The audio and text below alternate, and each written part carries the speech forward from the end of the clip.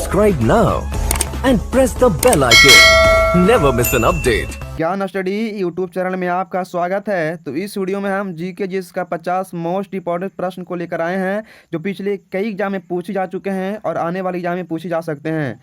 तो आप जो है 50 प्रश्न का आप टेस्ट दीजिएगा और बताइए कमेंट बॉक्स में कितना प्रश्न आपका सही होता है, और प्रत्येक प्रश्न को हम जो है व्याख्या के साथ बताएंगे आपको। ठीक है, तो ये जो प्रश्न आपके हैं सभी एग्जाम के लिए काफ़ी इंपॉर्टेंट होगा। तो चलिए वीडियो को स्टार्ट करते हैं। हमारा पहला प्रश्न है कि निम्नलिखित में से किस नदी को ऋग्वेद में सबसे पवित्र नदी माना गया है। तो आपका ऑप्शंस हैं सिंधु नदी, सरस्वती नदी, गंगा नदी, सतरा नदी। तो आपका राइट आंसर क्या होगा बता दें। आपका जो राइट आंसर होगा ऑप्शन नंबर बी आपका राइट आंसर है। ऑप्शन नंबर बी आपका राइट आंसर है, सरस्वती नदी। ठीक है, मतलब सरस्वती नदी को ऋग्वेद में सबसे पवित्र नदी माना गया है। और यहाँ पर देखिए, यहाँ जो लिखा गया इस बात को आप पढ़ सकते हैं। आपको बता देते हैं कि ऋग्वेद में सबसे पवित्र नदी सरस्वती को माना गया है, जबकि सबसे ज़्यादा बार वर्णित नदी सिंधु है। गंगा नदी का उल्लेख केवल एक बार है, और जबकि यमुना नदी का उल्लेख 3 बार है। तो इस बात को भी आप याद रखिएगा। ठीक है,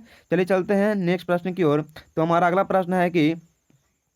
प्रश्न है प्राचीन भारत में पहला विदेशी आक्रमण किसके द्वारा किया गया था। प्राचीन भारत में पहला विदेशी आक्रमण किसके द्वारा किया गया था। तो ऑप्शंस हैं यूनानियों के द्वारा, कुषाणों द्वारा, ईरानियों द्वारा, आर्यों द्वारा। तो आपका आंसर क्या होगा तो बता दें। आपका जो राइट आंसर है आपका जो राइट आंसर होगा option number C right answer है। ईरानियों के द्वारा जो है प्राचीन काल में विदेशी द्वारा आक्रमण किया गया था। और इस यहाँ जो लिखा गया है आप इस बात को आपको बता दें कि भारत में प्रथम विदेशी आक्रमण ईरान के हकमानी वंश के शासकों ने किया था। हालांकि यह आक्रमण असफल रहा था। भारत में प्रथम सफल विदेशी आक्रमण डेरियस प्रथम ने किया था। तो इस बात को याद रखिएगा कि भारत में प्रथम सफल विदेशी आक्रमण किसने किया था। तो डेरियस प्रथम ने किया था। ठीक है, डेरियस प्रथम ने किया था। ये भी प्रश्न काफ़ी इंपॉर्टेंट बनता है। चलिए चलते हैं अगले प्रश्न की ओर। तो अगला प्रश्न हमारा देख सकते हैं क्या है। अगला प्रश्न हमारा है कि ऐतिहासिक दृष्टि से प्रसिद्ध कालसी स्थान का संबंध किस शासक से है। कालसी स्थान का संबंध किस शासक से है। बृहदत्त, अशोक, चंद्रगुप्त मौर्य, इनमें से कोई नहीं। तो आपका जो राइट आंसर होगा बता दें। आपका राइट आंसर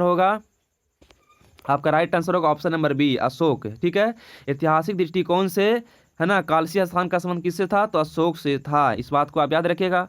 और यहाँ पर जो बताया गया है इस बात को भी आप याद रख सकते हैं कि कालसी नामक का स्थान उत्तराखंड में स्थित है। इस स्थान पर अशोक के शिलालेख उपस्थित हैं। इस शिलालेख का संबंध अशोक के आंतरिक प्रशासन से है। ठीक है, आंतरिक प्रशासन से है इस शिलालेख का संबंध है। तो इस बात को भी याद रखिएगा। चलते हैं अगले प्रश्न की ओर। तो हमारा अगला प्रश्न क्या है। प्रसिद्ध पुस्तक शाहनामा के लेखक कौन है। अलबरूनी, बर्नी, उत्बी, फिरदौसी। तो बता दें आपका जो राइट आंसर होगा, राइट आंसर क्या होगा तो राइट आंसर आपका है option number D right answer है, फिरदौसी। शाहनामा के लेखक कौन है, फिरदौसी। तो ठीक है, यहाँ पर देखिए, यहाँ पर जो लिखा हुआ है आपका व्याख्या है कि शाहनामा फारसी भाषा का एक ग्रंथ है। ठीक है, शाहनामा फारसी भाषा का एक ग्रंथ है जिसके लेखक फिरदौसी थे। यह महमूद गजनबी के दरबार में रहता था। फिरदौसी जो थे महमूद गजनबी के दरबार में रहता था। शाहनामा फिरदौसी की सबसे प्रसिद्ध रचनाओं में से एक है। जो शाहनामा पुस्तक है फिरदौसी के सबसे प्रमुख रचनाओं में से एक है। ठीक है, चलिए चलते हैं अगले प्रश्न की ओर। तो हमारा अगला प्रश्न है कि देख सकते हैं दीवान-ए-अर्ज विभाग का संबंध किस शासक से है। फिरोज शाह तुगलक, बलबन, अलाउद्दीन खिलजी, उपरोक्त में से कोई नहीं। तो बता दें आपका जो राइट आंसर होगा, राइट आंसर आपका क्या होगा तो राइट आंसर होगा option number B right answer है, बलबन। दीवान-ए-अर्ज का संबंध किससे है तो बलबन से है। ठीक है, अब यहाँ पर देखिए, यहाँ पर जो लिखा हुआ है इसको आप पढ़ सकते हैं। दीवान-ए-अर्ज विभाग का संबंध बलबन से था या सैन्य विभाग से संबंधित था। जो दीवान-ए-अर्ज था सैनिक विभाग से संबंधित था, जिसका मुख्य कार्य सैनिकों की भर्ती तथा निरीक्षण करना था। ठीक है, इसका जो मुख्य कार्य क्या था, सैनिकों की भर्ती करना और उसका देखभाल करना, निरीक्षण करना, इसका मुख्य काम था, बलबन से संबंधित था। ठीक है, चलिए चलते हैं अगले प्रश्न की ओर। तो हमारा अगला प्रश्न क्या कहता है, देखिए दीवान-ए-अर्ज ये तो हो गया। तो हम अगला प्रश्न की बात करते हैं। अगला प्रश्न है कि किस मुगल शासक ने ईस्ट इंडिया कंपनी को भारत में व्यापार करने का फरमान दिया था। ठीक है, तो ऑप्शंस आपके सामने अकबर, जहांगीर, शाहजहां, औरंगजेब। तो बता दें आपका जो राइट आंसर क्या होगा, आपका राइट आंसर होगा option number B, Jahangir. Jahangir ने ईस्ट इंडिया कंपनी को भारत में व्यापार करने के लिए फरमाया था, बुलाया था। ठीक है, तो आप देखिए यहाँ पर लिखा हुआ है कि इस बात को आप पढ़ लीजिए। आपको बता देते हैं कि ईस्ट इंडिया कंपनी को भारत में व्यापार करने का आदेश जहांगीर ने दिया था। जहांगीर के दरबार में आने वाला प्रथम अंग्रेज विलियम हॉकिंस था। इस बात को याद रखिएगा, जहांगीर के दरबार में आने वाला प्रथम अंग्रेज कौन था, तो विलियम हॉकिंस था। ठीक है, चलिए चलते हैं अगले प्रश्न की ओर। तो अगला प्रश्न हमारा कहता है कि रामकृष्ण मिशन की स्थापना किसके द्वारा किया गया था। ऑप्शंस आपके सामने हैं, दयानंद सरस्वती, स्वामी विवेकानंद, रामकृष्ण मिशन, केशव चंद्र सेन। तो आपका राइट आंसर क्या होगा, बता दें आपको, आपका जो राइट आंसर होगा option number B right answer है। स्वामी विवेकानंद ने रामकृष्ण मिशन की स्थापना किया था। यहाँ पर देखिए, यहाँ पर लिखा हुआ, इसको बता देते हैं आपको। यहाँ पर लिखा हुआ है कि रामकृष्ण मिशन की स्थापना स्वामी विवेकानंद के द्वारा की गई थी। उनका उद्देश्य ऐसे साधुओं और सन्यासियों को संगठित करना था जो रामकृष्ण परमहंस की शिक्षाओं में गहरी आस्था रखते थे। ठीक है, इस बात को आप याद रख सकते हैं। चलिए चलते हैं, और एक बात बता दें आपको, जो रामकृष्ण परमहंस थे स्वामी विवेकानंद के गुरु थे, शिक्षक थे। ठीक है, इन्हीं के नाम पर जो है रामकृष्ण मिशन की स्थापना किए थे स्वामी विवेकानंद ने, इसे भी आप याद रखिएगा। चलिए चलते हैं अगले प्रश्न की ओर। तो हमारा अगला प्रश्न क्या है कि निम्नलिखित में से किसने भारतीय संघवाद को सहकारी संघवाद कहा था। किसने जो है भारतीय संघवाद को सहकारी संघवाद कहा था। ऑप्शंस आपके सामने हैं, KC Wheare, Bhimrao Ambedkar, Ivor Jennings, G Austin. तो आपका बता दें, आपका जो राइट आंसर होगा ऑप्शन नंबर क्या होगा, तो ऑप्शन नंबर डी आपका राइट आंसर है, जी ऑस्टिन ने कहा था। यहाँ पर पढ़ सकते हैं, यहाँ पे आपको बता देते हैं, यहाँ पे देखिए, जी ऑस्टिन ने भारतीय संघवाद को सहकारी संघवाद कहकर संबोधित किया था। जबकि के सी वियर ने क्या कहा था, तो के सी वियर ने भारतीय संघवाद को अर्ध संघीय कहा था। क्या कहा था, अर्ध संघीय कहा था। चलिए चलते हैं अगले प्रश्न की ओर। तो अगला प्रश्न हमारा कहता है कि किस संविधान संशोधन के द्वारा दिल्ली को राष्ट्रीय राजधानी का दर्जा मिला। दिल्ली को राष्ट्रीय राजधानी का दर्जा किस संशोधन के द्वारा मिला, 59वां, 69वां, 61वां, 91वां। तो आपका राइट आंसर क्या होगा, जो राइट आंसर होगा ऑप्शन नंबर बी आपका राइट आंसर है। ऑप्शन नंबर बी आपका राइट आंसर है। 69वां संशोधन के द्वारा दिल्ली को भारत का राष्ट्रीय राजधानी का दर्जा मिला। अब यहाँ पर देखिए, यहाँ पे आपको बता देते हैं, यहाँ पे लिखा हुआ है कि 69वां संशोधन अधिनियम 1991 के द्वारा दिल्ली को राष्ट्रीय राजधानी का दर्जा दिया गया। जबकि 61वां संविधान संशोधन 1989 के द्वारा तहत मतदान की आयु को घटाकर 21 वर्ष से 18 वर्ष कर दिया गया। ठीक है, तो इस बात को याद रखिएगा कि 61वां संशोधन जो था ना, 61वां संशोधन के द्वारा 21 वर्ष से घटाकर 18 वर्ष कर दिया गया मतदान की आयु। ठीक है, तो इससे भी याद रखिएगा। चलिए चलते हैं अगले प्रश्न की ओर। तो हमारा अगला प्रश्न क्या कहता है, संसद द्वारा भारतीय नागरिकता अधिनियम को किस वर्ष पारित किया गया था। संसद द्वारा भारतीय नागरिकता अधिनियम को किस वर्ष पारित किया गया था। ऑप्शन से 1949, 1951, 1955, इनमें से कोई नहीं। तो आपका राइट आंसर क्या होगा, बता दें, आपका जो राइट आंसर होगा option number C right answer है। ऑप्शन नंबर सी आपका राइट आंसर है, 1955। यहाँ पर देखिए जो बताया गया है, यहाँ पे इस बात को आपको बता देते हैं, भारतीय नागरिकता अधिनियम को संसद द्वारा 1955 में पारित किया गया था। भारत में नागरिकता प्राप्त करने के कुल 5 तरीके थे जो निम्नलिखित थे, है ना। 1955 में अधिनियम आया। इस अधिनियम में कहा गया कि 5 तरीके से भारतीय नागरिकता प्राप्त की जा सकती है। वो 5 तरीका क्या है, जन्म से, वंश से, पंजीकरण से, देशीकरण से और भूमि अर्जन से। तो यहाँ 5 तरीका से जो है नागरिकता प्राप्त की जा सकती है भारत में। ठीक है, चलते हैं अगले प्रश्न की ओर। अगला प्रश्न हमारा क्या कहता है, देखिए अगला प्रश्न हमारा कहता है कि भारतीय संविधान का कौन सा अनुच्छेद छुआछूत उन्मूलन से संबंधित है। कौन सा अनुच्छेद में छुआछूत उन्मूलन से संबंधित है। अनुच्छेद 15, अनुच्छेद 17, अनुच्छेद 21, अनुच्छेद 24। बता दें आपको इसका राइट आंसर क्या होगा, तो राइट आंसर होगा आपका ऑप्शन नंबर बी आपका राइट आंसर है। अनुच्छेद 17 में छुआछूत की चर्चा है। ठीक है, इस बात को याद रखिएगा, मतलब अस्पृश्यता का अंत है। ठीक है, अब यहाँ पर देखिए संविधान के अनुच्छेद 17 के द्वारा अस्पृश्यता मतलब छुआछूत का उन्मूलन किया गया था। इसके अंतर्गत किसी व्यक्ति के साथ छुआछूत का भेदभाव एक दंडनीय अपराध होगा। अनुच्छेद 17 में कहा गया है कि कोई अगर किसी से छुआछूत करता है तो उसके कानूनी कार्रवाई उस पर किया जा सकता है। यहाँ पर देखिए भाग 3 में मूल अधिकार की चर्चा है, भाग 3 में मूल अधिकार की चर्चा है, इसे याद रखिएगा, ठीक है। चलिए चलते हैं अगले प्रश्न की ओर। तो अगला प्रश्न हमारा क्या है कि राष्ट्रपति 5 वर्ष तक अपने पद पर रहता है। राष्ट्रपति 5 वर्ष तक अपने पद पर रहता है। ऑप्शन आपके सामने, निर्वाचन आयोग द्वारा घोषित तिथि से, अपने निर्वाचन की तारीख से, अपने पद ग्रहण के दिन से, उपरोक्त में से कोई नहीं। तो बता दें आपका राइट आंसर क्या होगा। तो राइट आंसर होगा आपका ऑप्शन नंबर सी, अपने पद ग्रहण के दिन से। मतलब जिस दिन राष्ट्रपति शपथ लेंगे उसी दिन से उनकी गिनती चालू हो जाती है। यहाँ पर देखिए लिखा हुआ है कि अनुच्छेद 56 के का के अनुसार राष्ट्रपति अपने पद ग्रहण के दिन से 5 वर्ष तक की अवधि तक अपने पद पर रहते हैं। वर्तमान में भारत के राष्ट्रपति रामनाथ कोविंद हैं, जो भारत के 14वें नंबर के राष्ट्रपति हैं। रामनाथ कोविंद भारत के 14वें नंबर के राष्ट्रपति हैं। और राष्ट्रपति जो है जिस दिन से पद ग्रहण करेंगे उसी दिन से उनके 5 वर्ष होना चाहिए। उसके बाद अपना है ना पद उनका 5 वर्ष काल पूरा हो जाएगा। चलते हैं अगले प्रश्न की ओर। तो अगला प्रश्न हमारा कहता है कि अंतर्राज्यीय परिषद का अध्यक्ष निम्न में से कौन होता है।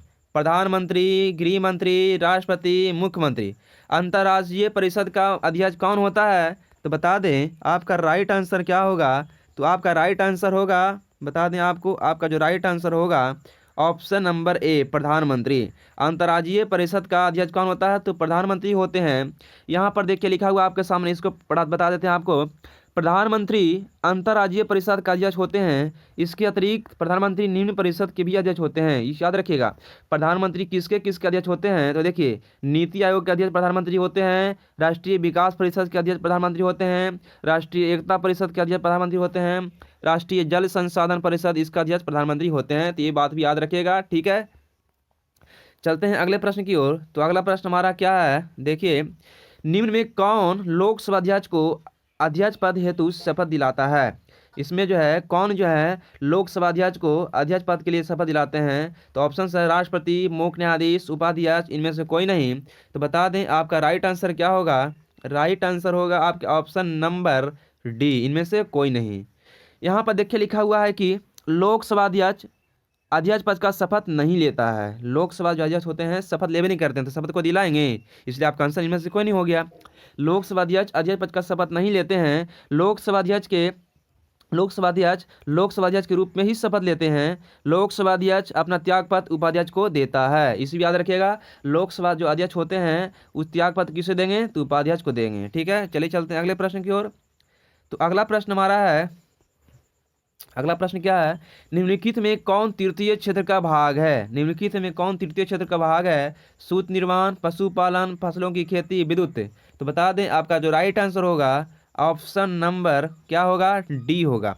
विद्युत जो है तृतीय क्षेत्र में आता है। यहाँ पर देखिए लिखा हुआ है कि विद्युत तथा परिवहन तृतीय क्षेत्र के भाग हैं, जबकि कृषि प्राथमिक क्षेत्र है तथा उद्योग द्वितीय क्षेत्र का भाग है। तृतीय क्षेत्र के अंतर्गत व्यापार, परिवहन, बैंकिंग, होटल आदि आते हैं, ठीक है। देखिए यहाँ पे विद्युत जो है तृतीय क्षेत्र में है। यहाँ भी एग्जाम्पल यहाँ पे आपके सामने है, व्यापार हो गया, परिवहन हो गया, बैंक हो गया, होटल हो गया, सब तृतीय क्षेत्र में आता है। कृषि प्रथम क्षेत्र में और उद्योग द्वितीय क्षेत्र में आता है। इस बात को आप याद रख सकते हैं। चलते हैं अगले प्रश्न की ओर। तो अगला प्रश्न हमारा क्या कहता है कि अर्थशास्त्र में उत्पादन का अर्थ क्या होता है। अर्थशास्त्र में उत्पादन का अर्थ क्या होता है। विनिर्माण, उपयोगिता, काश्तकारी, इनमें से कोई नहीं। तो बता दें आपको जो राइट आंसर होगा, राइट आंसर क्या होगा, ऑप्शन नंबर बी आपका राइट आंसर उपयोगिता। अर्थशास्त्र में उत्पादन का अर्थ क्या होता है, उपयोगिता होता है, ठीक है। यहाँ पर देखिए आपको जो लिखा बता देते हैं आपको। उपयोगिता का अभिप्राय है किसी वस्तु एवं सेवा की किसी मानवीय आवश्यकताओं को संतुष्ट करने से अतः मानवीय आवश्यकताओं की संतुष्ट करने की शक्ति का सृजन करना उत्पादन कहलाता है ना। तो अब इसे भी याद रख सकते हैं। चलिए चलते हैं अगले प्रश्न की ओर। अगला प्रश्न हमारा है कि अगला प्रश्न क्या है, क्षेत्रीय ग्रामीण बैंक की स्थापना किस समिति की सिफारिश पर की गई थी। क्षेत्रीय ग्रामीण बैंक की स्थापना किस समिति के सिफारिश पर की गई थी। तो ऑप्शंस आपके सामने हैं, शिवरमन समिति, अशोक मेहता समिति, नरसिम्हन समिति, इनमें से कोई नहीं। तो बता दें आपका जो राइट आंसर होगा option number C right answer है। नरसिम्हन समिति की सिफारिश पर क्षेत्रीय ग्रामीण विकास बैंक की स्थापना की गई थी। कब की गई थी? 1975 में की गई थी। ठीक है, चलते हैं अगले प्रश्न की ओर। तो अगला प्रश्न हमारा है कि देख सकते हैं किस वर्ष वन्य जीव संरक्षण अधिनियम को पारित किया गया था? वन्य जीव संरक्षण अधिनियम को कब पारित किया गया था? तो ऑप्शन आपके सामने हैं 1952, 1972, 1980, 1986। तो बता दें आपका जो राइट आंसर होगा, राइट आंसर क्या होगा? आपका जो राइट आंसर होगा ऑप्शन नंबर बी, वन्य जीव संरक्षण अधिनियम 1972 में पारित किया गया था। यहाँ पर देखिए लिखा हुआ है कि 1972 वन्य जीव संरक्षण अधिनियम 1972 में वन्य जीव संरक्षण अधिनियम को पारित किया गया था। पर्यावरण से संबंधित कुछ प्रमुख अधिनियम निम्नलिखित है। यहाँ पर देखिए याद रखिएगा कि वन्य संरक्षण अधिनियम 1980 आया था, वन्य संरक्षण अधिनियम 1980 में आया था, और पर्यावरण संरक्षण अधिनियम 1986 में आया था, पर्यावरण संरक्षण अधिनियम 1986 में आया था। लेकिन वन्य जीव संरक्षण अधिनियम कब आया था? 1972 में आया था। यहाँ पर 3 अधिनियम आप याद रखिएगा। ठीक है, चलते हैं अगले प्रश्न की ओर। तो अगला प्रश्न हमारा क्या है, देख सकते हैं राधा मोहन कप का संबंध किस खेल से है? राधा मोहन कप का संबंध किस खेल से है? गोल्फ, ब्रिज, पोलो, हॉकी। तो बता दें आपका जो राइट आंसर होगा ऑप्शन नंबर क्या होगा? तो सी सही जवाब है, पोलो। राधा मोहन कप का संबंध किस खेल से है? तो पोलो से है। ठीक है, यहाँ पर देखिए लिखा गया आपके सामने राधा मोहन कप का संबंध पोलो खेल से है। इस खेल से जुड़े कुछ प्रमुख कप निम्नलिखित हैं। मतलब पोलो से संबंधित कुछ और भी कप खेल है, याद रखिएगा। Ezra cup, classic cup, Radha Mohan cup, ये 3 कप जो है गो पोलो से संबंधित है। तो आप इसे याद रख सकते हैं। ठीक है, चलिए चलते हैं अगले प्रश्न की ओर। तो अगला प्रश्न हमारा कहता है कि खासा जनजाति किस राज्य की एक प्रमुख जनजाति है? खासा जनजाति किस राज्य की एक प्रमुख जनजाति है? तो ऑप्शंस आपके सामने हैं असम, उत्तराखंड, पंजाब, तमिलनाडु। तो इसका राइट आंसर क्या होगा? तो बता दें इसका जो राइट आंसर होगा ऑप्शन नंबर क्या होगा? तो बी सही जवाब है, उत्तराखंड। खासा जनजाति किस राज्य की एक प्रमुख जनजाति है? उत्तराखंड की प्रमुख जनजाति है। ठीक है, यहाँ पर जो लिखा हुआ देखिए खासा जनजाति का संबंध उत्तराखंड राज्य से है। उत्तराखंड में पाए जाने वाले प्रमुख जनजाति निम्नलिखित हैं। देखिए जौनसारी जनजाति, बुक्सा और थारू जौनसारी, बुक्सा और थारू जनजाति जो है उत्तराखंड से संबंधित है। और खासा, ठीक है, 4 जनजाति उत्तराखंड से आप याद रखिएगा। चलते हैं अगले प्रश्न की ओर। तो अगला प्रश्न हमारा कहता है काकरा पार परियोजना किस नदी पर स्थित है? व्यास नदी पर, तवा नदी पर, ताप्ती नदी पर, चिनाब नदी पर। तो बता दें आपका इसका राइट आंसर क्या होगा? राइट आंसर होगा ताप्ती नदी पर। क्या होगा राइट आंसर आपका? तो राइट आंसर होगा आपका ताप्ती नदी पर। ठीक है, आपका राइट आंसर क्या होगा? ताप्ती नदी। ठीक है, ताप्ती नदी पर जो है, ताप्ती नदी पर काकरा परियोजना स्थित है। या आप इस बात को याद रखिएगा, काकरा परियोजना एक जल विद्युत परियोजना है, इस बात को भी याद रखिएगा। ठीक है, चलते हैं अगले प्रश्न की ओर। तो अगला प्रश्न हमारा कहता है क्या, देख सकते हैं अगला प्रश्न हमारा है कि डफला एवं अबोर की पहाड़ी निम्नलिखित में से किस राज्य में स्थित है? निम्नलिखित में से किस राज्य में अवस्थित है? डफला एवं अबोर की पहाड़ी निम्नलिखित में से किस राज्य में स्थित है? तो आप इस बात को याद रखिएगा। तो ऑप्शंस आपके सामने हैं मेघालय, अरुणाचल प्रदेश, मणिपुर, त्रिपुरा। तो आपका राइट आंसर क्या होगा? बता दें आपका जो राइट आंसर होगा, राइट आंसर होगा आपका option number B, Arunachal Pradesh. ठीक है, अरुणाचल प्रदेश में डफला एवं अबोर की पहाड़ी स्थित है। यहाँ पर देखिए लिखा हुआ है कि डफला, अबोर, मिरी तथा मिसी आदि पहाड़ों का संबंध अरुणाचल प्रदेश राज्य से है, जबकि मीकिर पहाड़ी का संबंध असम से है। जो मीकिर का पहाड़ी है वह असम से संबंधित है। ठीक है, चलते हैं अगले प्रश्न की ओर। तो देखिए अगला प्रश्न हमारा क्या है, अगला प्रश्न हमारा है कि किस देश के घास के मैदान को पंपास कहा जाता है? किस देश के घास के मैदान को पंपास कहा जाता है? ऑस्ट्रेलिया, उत्तरी अमेरिका, दक्षिणी अमेरिका, अर्जेंटीना। तो बता दें आपका जो राइट आंसर होगा, आपका राइट आंसर क्या होगा? आपका राइट आंसर क्या होगा? तो राइट आंसर होगा आपका option number D, Argentina. Argentina के घास के मैदान को पंपास कहा जाता है। यहाँ पर देखिए बहुत ही आपकी इंपॉर्टेंट बात लिखा गया है, आप इसे याद रखिएगा कि अर्जेंटीना के घास के मैदान को पंपास कहा जाता है। विश्व के प्रमुख घास के मैदान निम्नलिखित हैं। ठीक है, देखिए, ऑस्ट्रेलिया के घास के मैदान को डाउन्स कहा जाता है, ब्राजील के घास के मैदान को कैंपोस कहा जाता है, उत्तरी अमेरिका के प्रेरी कहा जाता है, दक्षिणी अफ्रीका के वेल्ड्स कहा जाता है। ठीक है, दक्षिण अफ्रीका के घास के मैदान को वेल्ड्स कहा जाता है, इस बात को आप याद रखिएगा। ठीक है, चलिए चलते हैं अगले प्रश्न की ओर। चलते हैं अगला प्रश्न की अगर बात करें तो अगला प्रश्न आपके सामने है, देख सकते हैं।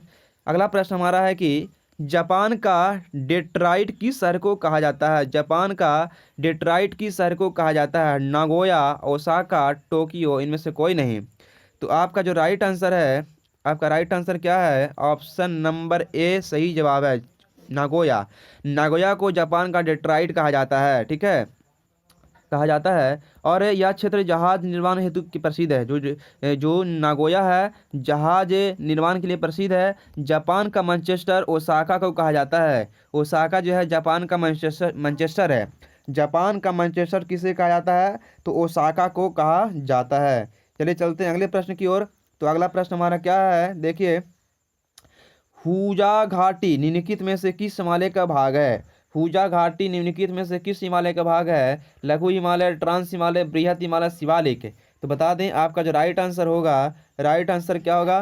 तो राइट आंसर होगा आपका option number B, trans Himalaya. Right answer क्या होगा? ट्रांस हिमालय आपका राइट आंसर है। यहाँ पर देखिए, हुजा घाटी ट्रांस हिमालय का भाग है। हुजा घाटी ट्रांस हिमालय का भाग है। ट्रांस हिमालय की प्रमुख घाटियाँ निम्नलिखित है, नुब्रा, सिगार, हुजा।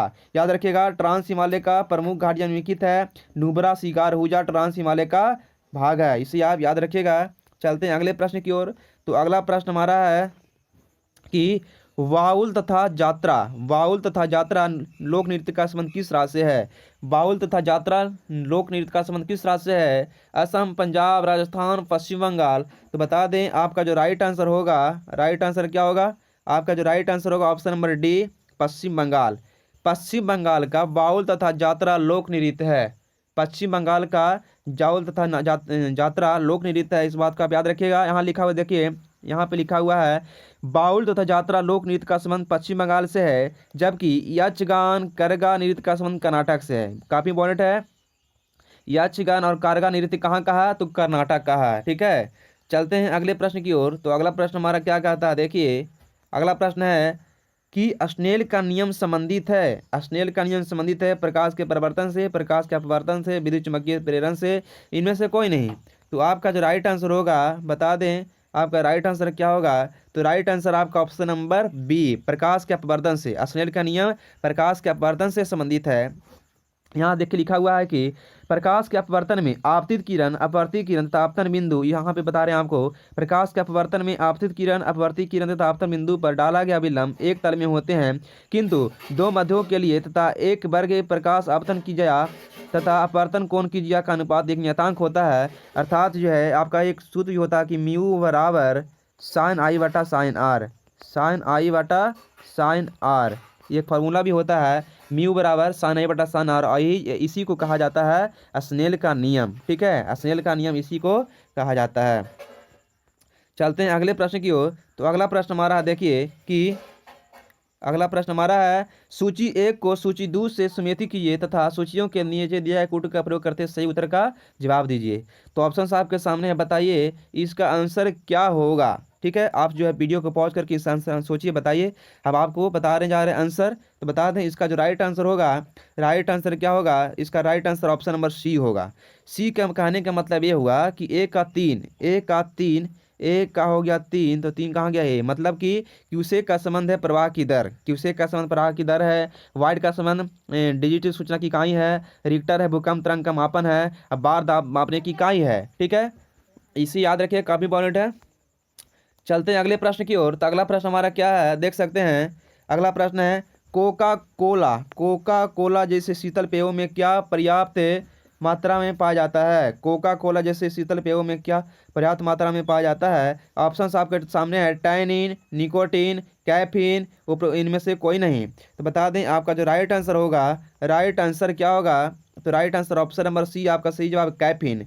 कोका कोला जैसे में शीतल पदार्थ में क्या पाया जाता है? तो कैफीन पाया जाता है। यहाँ पर देखिए कि शीतल पेयों जैसे कोला में कैफीन नामक एल्कोलॉइड्स की मात्रा पर्याप्त मात्रा में पाया जाता है। निकोटीन तंबाकू की पत्तियों में पाया जाता है। निकोटीन तंबाकू की पत्तियों में पाया जाता है। ये आपका कैफीन है। चलते हैं अगले प्रश्न की ओर। तो अगला प्रश्न हमारा क्या है, देख सकते हैं कि परमाणु के नाभिक में कौन सा अवयव होता है। परमाणु की नाभिक में क्या होता है? Proton, neutron, neutron, neutron, neutron, proton, neutron, proton तथा न्यूट्रॉन। तो बता दें आपका जो राइट आंसर होगा, राइट आंसर क्या होगा? ऑप्शन नंबर ए, परमाणु के नाभिक में प्रोटॉन तथा न्यूट्रॉन होते हैं। कौन होते हैं? प्रोटॉन तथा न्यूट्रॉन होते हैं। यहाँ पर देखिए आपको बताया गया है परमाणु जो है द्रव्य यानी पदार्थ का सूक्ष्मतम कण होता है, जिसमें द्रव्य के गुण विद्यमान रहते हैं, पदार्थ के गुण विद्यमान रहते हैं। परमाणु के नाभिक में प्रोटॉन और न्यूट्रॉन रहते हैं। प्रोटॉन पर धनावेश तथा न्यूट्रॉन पर कोई आवेश नहीं होता है। और परमाणु के चारों चक्कर कौन लगाता है? इलेक्ट्रॉन लगाता है। इलेक्ट्रॉन पर ही आवेश होता है, इसे याद रखेगा। उदासीन का न्यूट्रॉन होता है, ठीक है। धनावेशी का प्रोटॉन होता है और इलेक्ट्रॉन पर ऋणावेशित कण होता है। चलते हैं अगले प्रश्न की ओर। तो अगला प्रश्न हमारा देखिए क्या कहता है, पदार्थ का परमाणविक सिद्धांत सर्वप्रथम किसने दिया था? पदार्थ का परमाणविक सिद्धांत सर्वप्रथम किसने दिया था? Rutherford, John Dalton, J Thomson, वोर। तो बता दिया आपको राइट आंसर क्या होगा इसका। जो राइट आंसर होगा बता दिया आपको, इसका जो राइट आंसर है option number B, John Dalton. John Dalton ने परमाणु सिद्धांत दिया था पदार्थ का, इसे याद रखिएगा। यहाँ देख के लिखा हुआ है क्या कि पदार्थ का परमाणु सिद्धांत प्रतिपादन सर्वप्रथम जॉन डाल्टन ने किया था। चलते हैं अगले प्रश्न की ओर। तो अगला प्रश्न हमारा क्या है, देखिए कि लोहे का सबसे शुद्धतम रूप होता है। लोहे का सबसे शुद्धतम रूप होता है तो क्या होता है? तो बता, ऑप्शन आपके सामने है, ढलवा लोहा, पिटवा लोहा, इस्पात, स्टेनलेस स्टील। तो बता दें आपका जो राइट आंसर होगा, राइट आंसर क्या होगा? ऑप्शन नंबर, राइट आंसर क्या होगा? तो राइट आंसर होगा आपका ऑप्शन नंबर बी, पिटवा लोहा लोहे का सबसे शुद्धतम रूप होता है। यहाँ पर देखिए लिखा हुआ है, यहाँ पर आपके सामने कि पिटवा लोहा लोहा का सबसे शुद्धतम रूप होता है। इसमें कार्बन की मात्रा 0.12% से 0.25% के बीच होता है, माने बहुत कम होता है, इसलिए शुद्धतम रूप होता है, ठीक है। चलते हैं अगले प्रश्न की ओर। तो हमारा अगला प्रश्न क्या कहता है, देखिए चीनी साल्टपीटर का रासायनिक सूत्र के रूप क्या है? चीनी साल्टपीटर का रासायनिक रूप क्या है? तो ऑप्शंस आपके सामने हैं, KNO3, NaNO3, NaCl, K2CO3। तो बता दें इसका जो राइट आंसर होगा, राइट आंसर क्या होगा आपका? ऑप्शन नंबर बी सही जवाब है, यानी कि सोडियम नाइट्रेट। NO3 का रासायनिक नाम बोले तो सोडियम नाइट्रेट, ठीक है। यहाँ देख के लिखा हुआ है कि चीनी साल्टपीटर सोडियम नाइट्रेट को कहते हैं, NaNO3 को कहते हैं। पोटेशियम नाइट्रेट KNO3 को नाइटर या सोरा कहा जाता है। पोटेशियम कार्बोनेट K2CO3 को पर्ल एस कहा जाता है, पर्ल एस कहा जाता है। तो तीन बातें यहाँ पे आप याद रखिएगा, ठीक है। यहाँ पे तीन बात याद रखिएगा, K2CO3 इसको कहा जाता है पर्ल एस, ठीक है। और KNO3 को कहा जाता है, KNO3 को क्या कहा जाता है? इसको कहा जाता है नाइटर या सोरा, इसको कहा जाता है नाइटर या सोरा। तो आपका इसका right answer option number B है। चलते हैं अगले प्रश्न की ओर। तो अगला प्रश्न हमारा क्या है कि नाभिक के अलावा कोशिका के किस कोशिकांग में DNA होता है? लाइसोसोम, माइटोकॉन्ड्रिया, गोल्गी उपकरण, तारक केंद्र। तो आपका जो राइट आंसर होगा, आपका राइट आंसर क्या होगा? ऑप्शन नंबर बी होगा, माइटोकॉन्ड्रिया। नाभिक के अलावा माइटोकॉन्ड्रिया में भी DNA पाया जाता है। यहाँ पर देखिए आपके सामने जो लिखा हुआ है इसको बता दें आपको, माइटोकॉन्ड्रिया को जब तक विशेष रूप से अभिरंजित नहीं किया जाता है तब तक सूक्ष्मदर्शी द्वारा इसे आसानी से नहीं देखा जा सकता है। प्रत्येक कोशिका में माइटोकॉन्ड्रिया की संख्या भिन्न होती है और कोशिका का पावर हाउस कहा जाता है माइटोकॉन्ड्रिया को। इसे भी आप याद रखिएगा, कोशिका का पावर हाउस किससे कहा जाता है? माइटोकॉन्ड्रिया को कहा जाता है।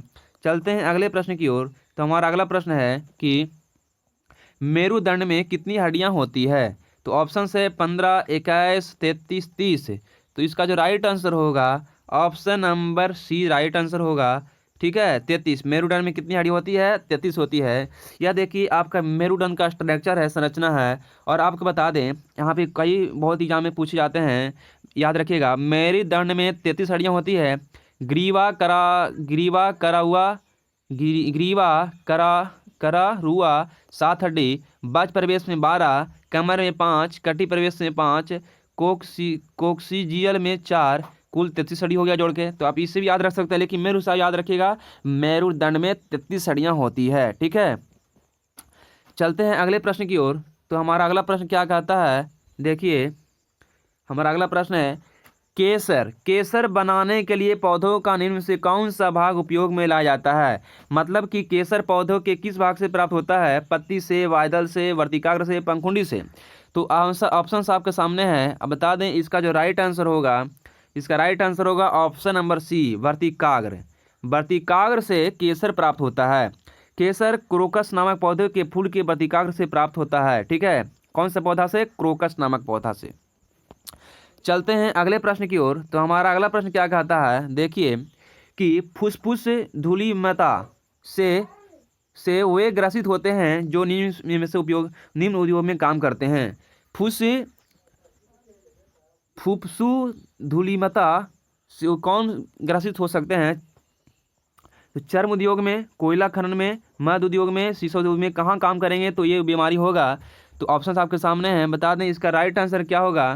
तो राइट आंसर होगा ऑप्शन नंबर बी, कोयला खनन उद्योग में अगर यहाँ पे काम करेंगे ना, ये बीमारी होगा। ठीक है, और यहाँ पर देखिए लिखा होगा कि फुफ्सुद धलीमता रोग कोयला खनन या एमिड्स उद्योग में काम करने के कारण होता है। इसके प्रमुख लक्षण है, इसका प्रमुख कारण धूलकण है। इसके प्रमुख लक्षण क्या हैं, कैसे पता चलेगा कि ये बीमारी हो गया है? तो सांस लेने में परेशानी, खांसी और सिर में दर्द इस समय अगर रहेगा, और यह फेफड़ों को सर्वाधिक नुकसान पहुंचाती है। यह जो बीमारी है फेफड़ों को सर्वाधिक नुकसान पहुंचाती है। चलते हैं अगले प्रश्न की ओर। तो देखिए अगला प्रश्न हमारा क्या कहता है, शारदा अधिनियम किससे संबंधित था? शारदा अधिनियम किससे संबंधित था? बाल विवाह, विधवा पूर्ण विवाह, सती प्रथा, दास प्रथा। तो आपका जो राइट आंसर होगा, राइट आंसर क्या होगा? ऑप्शन नंबर ए, बाल विवाह। बाल विवाह से संबंधित था शारदा अधिनियम। ठीक है, यहाँ देखिए लिखा हुआ है, आपको बता दें यहाँ पे कि 1930 में डॉक्टर हरबिलास शारदा के प्रयत्नों से बाल विवाह निषेध कानून शारदा अधिनियम लागू किया गया। इस अधिनियम के द्वारा लड़कियों के विवाह की न्यूनतम सीमा 14 वर्ष से तथा लड़कों की 18 वर्ष निर्धारित की गई। न्यूनतम से लड़की की 14 वर्ष और लड़का का 18 वर्ष निर्धारित किया गया था इस अधिनियम के द्वारा, जो कब आया था? 1930 में आया था। चलते हैं अगले प्रश्न की ओर। तो अगला प्रश्न हमारा क्या है, अगला प्रश्न हमारा देखिए क्या कहता है, स्वराज शब्द का प्रथम बार प्रयोग कांग्रेस के किस अधिवेशन में किया गया था? स्वराज शब्द का प्रयोग सर्वप्रथम कांग्रेस के किस अधिनियम में, किस अधिवेशन में किया गया था? ऑप्शन आपके सामने है। कलकत्ता अधिवेशन 1906 में, सूरत अधिवेशन 1907 में, लाहौर अधिवेशन 1909 में, लाहौर अधिवेशन 1929 में। तो आपका जो राइट आंसर होगा, बता दें आपको राइट आंसर क्या होगा? ऑप्शन नंबर ए, कोलकाता अधिवेशन में। कोलकाता अधिवेशन 1906 में जो हुआ था, इसमें सबसे पहले स्वराज का प्रयोग किया गया था। इस बात को आप याद रखिएगा। ठीक है, चलते हैं अगले प्रश्न की ओर। तो हमारा अगला प्रश्न कहता है, गांधी जी ने व्यक्तिगत सत्याग्रह किस वर्ष शुरू किया था? गांधी जी ने व्यक्तिगत सत्याग्रह किस वर्ष शुरू किया था? 1940, 1941, 1939, 1942। तो इसका जो राइट आंसर होगा, ऑप्शन नंबर क्या होगा? ये सही जवाब है 1940। गांधी जी ने 1940 में व्यक्तिगत सत्याग्रह आंदोलन चलाया था। ठीक है, यहाँ पे आप याद रखिएगा, ऑप्शन नंबर आपका ये सही जवाब है। चलते हैं अगले प्रश्न की ओर। तो अगला प्रश्न हमारा क्या है कि त्रिपुरी संकट के बाद कांग्रेस का अध्यक्ष किसे चुना गया? त्रिपुरी संकट के बाद कांग्रेस का अध्यक्ष किसे चुना गया? अबुल कलाम आजाद, जवाहरलाल नेहरू, राजेंद्र प्रसाद, सरदार पटेल। तो आपका जो राइट आंसर होगा, राइट आंसर क्या होगा? ऑप्शन नंबर सी, राजेंद्र प्रसाद। राजेंद्र प्रसाद को त्रिपुरी संकट के बाद कांग्रेस का अध्यक्ष बनाया गया। चलते हैं अगले प्रश्न की ओर। तो अगला प्रश्न हमारा क्या कहता है, देखिए अगला प्रश्न है, शतपथ ब्राह्मण ग्रंथ किस वेद से संबंधित है? ऋग्वेद, यजुर्वेद, सामवेद, अथर्ववेद। तो आपका जो राइट आंसर होगा, बता दें राइट आंसर क्या होगा? तो option number B, Yajurveda. Yajurveda से संबंधित था शतपथ ब्राह्मण ग्रंथ। ठीक है, चलते हैं अगले प्रश्न की ओर। तो अगला प्रश्न हमारा क्या कहता है, देखिए कि कथा सरित सागर के रचयिता कौन थे? सोमदेव, क्षेमेंद्र, कामदक, शूद्रक। तो आपका जो राइट आंसर होगा, ऑप्शन नंबर ए, सोमदेव। कथा सरित सागर के रचयिता कौन थे? सोमदेव थे। ठीक है, यहाँ पे आप जो याद रखिए एक बात और, कि इस रचना के मौर्य काल के विषय में जानकारी मिलती है। इससे जो है किसकी जानकारी मिलती है? तो मौर्य काल के बारे में जानकारी मिलती है। चलते हैं अगले प्रश्न की ओर। अगला प्रश्न कहता है कि कौन सा हड़प्पा स्थल घग्गर नदी के किनारे स्थित था? कौन सा हड़प्पा स्थल जो है घग्गर नदी किनारे स्थित था। बनावली, चंद्रो, कालीबंगा, धौलीबीरा, धौलावीरा। तो बता दें आपका जो राइट आंसर होगा, राइट आंसर आपका क्या होगा, option number C right answer, Kalibanga. Kalibanga Ghaggar नदी किनारे स्थित था। ठीक है, यहाँ लिखा हुआ है कि कालीबंगा हड़प्पा स्थल घग्गर नदी किनारे स्थित था। चंद्रो सिंधु नदी एवं बनावली सरस्वती नदी किनारे से था। याद रखिए एक पता और कि चनुद्रो जो था किस नदी किनारे से था, तो सिंधु नदी किनारे से था। और ये जो वनावली था सरस्वती नदी किनारे, वनावली सरस्वती नदी किनारे स्थित था। अगला प्रश्न की बात करें तो अगला प्रश्न हमारा है, उदयन किस वंश का शासक था? मौर्य वंश, शिशुनाग वंश, हर्यक वंश, नंद वंश। उदयन किस वंश का शासक था? तो आंसर आपको बता दें, इसका राइट आंसर क्या होगा, ऑप्शन नंबर, राइट आंसर क्या होगा, ऑप्शन नंबर, उदयन किस वंश का शासक था? तो इसका राइट आंसर क्या होगा, ऑप्शन नंबर सी आपका सही जवाब है, हर्यक वंश। उदयन जो है हर्यक वंश का शासक थे। उदयन हर्यक वंश का शासक था। उसने गंगा तथा सोन नदियों के संगम तट पर पाटलिपुत्र नामक नगर की स्थापना की तथा उसे अपनी राजधानी बनाया। ठीक है, पाटलिपुत्र नामक का स्थापना किसने किया, उदयन ने किया था। ठीक है, चलिए चलते हैं अगले प्रश्न की ओर। तो अगला प्रश्न हमारा क्या है, देखिए, अमरबेल निम्नलिखित में से किसका उदाहरण है? स्वपोषी, परपोषी, मृतजीवी और परजीवी। तो अमरबेल जो है किसका उदाहरण है? तो बता दें आपको इसका राइट आंसर क्या होगा, परजीवी। अमरबेल जो है परजीवी है। परजीवी किसे कहते हैं?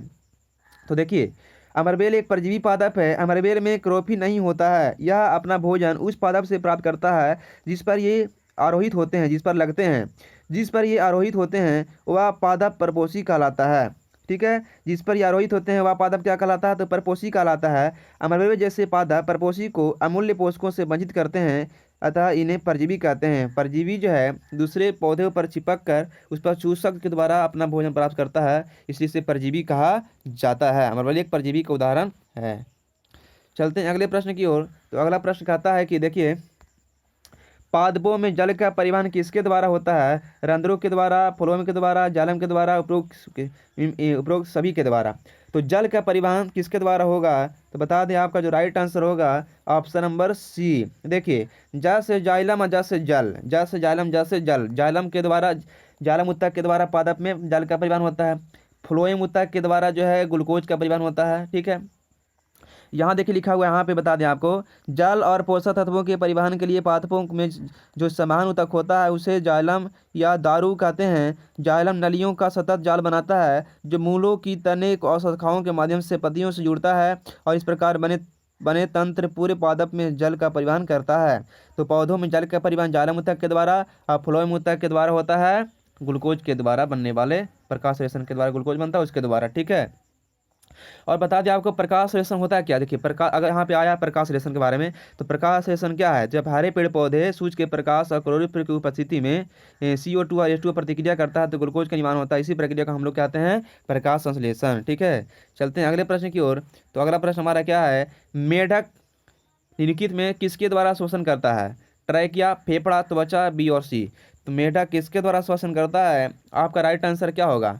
तो राइट आंसर होगा आपका ऑप्शन नंबर डी, बी और सी। मतलब जो मेढक है फेफड़ा और त्वचा ये दोनों के द्वारा, जब ये फेफड़ा, जब मेढक जो है छोटा अवस्था में रहता है, छोटा रहता है, तो त्वचा के द्वारा करता है। सॉरी, जब मेढक जो है मिट्टी के अंदर रहता है तो त्वचा के द्वारा करता है, नमी की सतह के। ठीक है, और ये फेफड़ा के द्वारा करता है, जब बड़ा हो जाता है तो फेफड़ा के द्वारा करता है। तो इस बात का याद रखिएगा।